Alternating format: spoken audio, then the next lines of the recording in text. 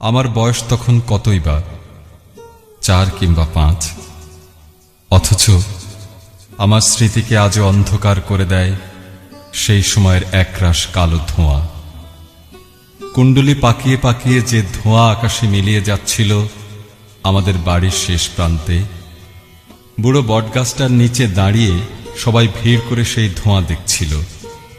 আমিও মায়ের কোলে চড়ে সেই ধোঁয়া দেখছিলাম।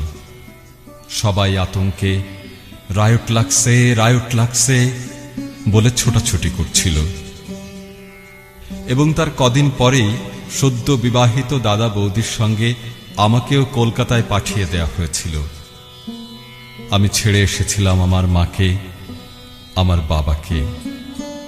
আমি ছেড়ে এসেছিলাম আমাদের সেই বুড়ো বট গাছ, টিনের চালাওয়ালা গোবর লেপা বেড়ার ঘর, বাড়ির পেছনের পুকুর, পুকুর পাড়ের নোনা গাছ এবং আমার প্রিয় কাজলা দিদিকে। আমি ছেড়ে এসেছিলাম আমার মাতৃভূমিকে, আমার জন্মভূমিকে। আর সেদিনের পর থেকে একদিনের জন্য আমি আর সেই জন্মভূমিতে ফিরে যেতে পারিনি, একবারের জন্য না। এখন আমার স্মৃতিতে সবকিছু ঝাপসা। সেই ঘর, সেই গাছ, সেই কাজলা দিদি, সব সব। চাঁদপুর থেকে স্টিমারে করে গোয়ালন্দ, গোয়ালন্দ থেকে ট্রেন।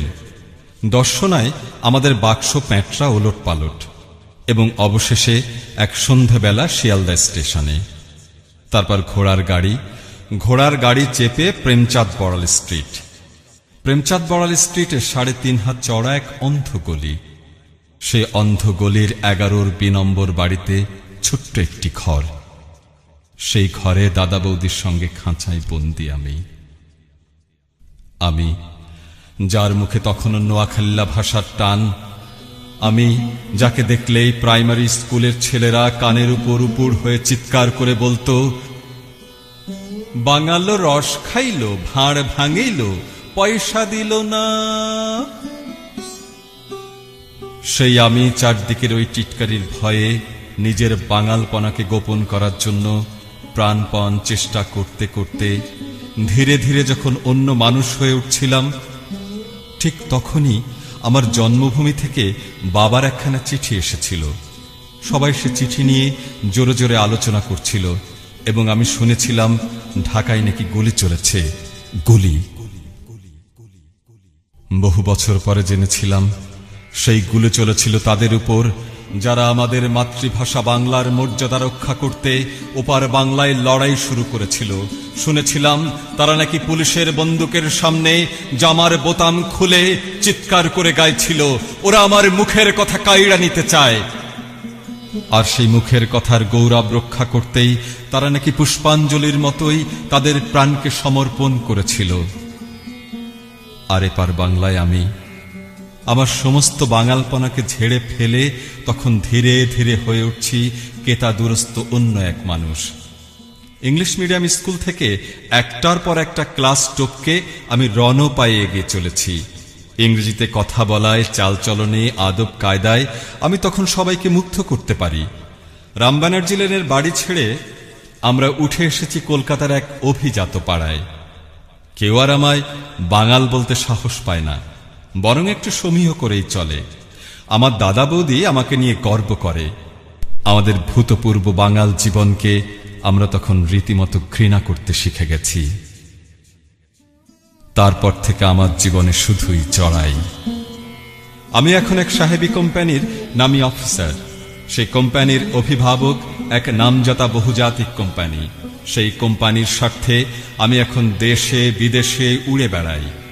অধিকতর বিদেশি ব্যবসা, অধিকতর বিদেশি চুক্তি, অধিকতর বিদেশি পরামর্শ, কমিশন ইত্যাদি অর্জনের মধ্য দিয়েই আমার আজকের বিকাশ, আমার প্রতিপত্তি। আমার ছেলেমেয়েরা আমাকে ড্যাডি বলে ডাকে, মাকে মাম্মি। আমার মতো ওরাও এখন শুদ্ধ করে বাংলায় কথা বলতে পারে না, শুদ্ধ করে লিখতে পারে না মাতৃভাষার কয়েকটা লাইন। আমার ছেলে মেয়েদের কাছে বাংলা ভাষা একান্তই বিদেশি। সেবার লন্ডনে এক জাপানি শিল্পপতিকে বিদেশের মাটিতে দাঁড়িয়ে তার মাতৃভাষা জাপানিতে অন্যদের সঙ্গে যখন অনর্গল কথা বলতে দেখেছিলাম, তখন আমার বুকের ভেতরে কেমন যেন একটা কষ্ট হচ্ছিল।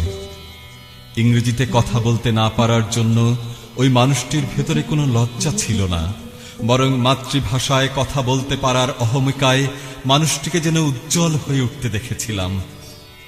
আমার ভেতরে সেই অভিজ্ঞতার যন্ত্রণা একটা কান্না হয়ে গুমড়ে গুমড়ে উঠছিল।